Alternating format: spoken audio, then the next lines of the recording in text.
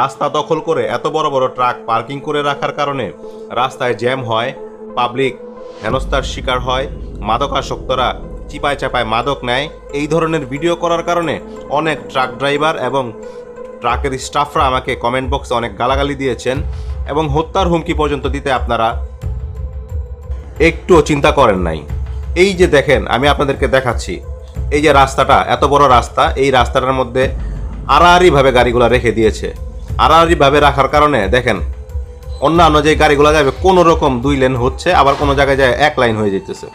তো 2 পাশেই গাড়ি রাখা, এই যে দেখেন এই পাশে একটা গাড়ি রাখা, আবার এই পাশেও একটা গাড়ি রাখা। তাহলে আপনাদেরকে আর কি বলা হবে বলেন? আপনারা যে কমেন্ট বক্সে গালাগালি করেন, এটা হলো আপনাদের শিক্ষা দীক্ষা নাই, আপনাদের পারিবারিক শিক্ষাটা পর্যন্ত নেই। একটা হলো গিয়া অশিক্ষিত হওয়া এক জিনিস, আর মানুষের মতো মানুষ হওয়া আরেক জিনিস। শিক্ষার আলো থাকলে যে মানুষ মানুষ হয় তা কিন্তু না। আপনাদের মধ্যে শিক্ষার আলো নাই।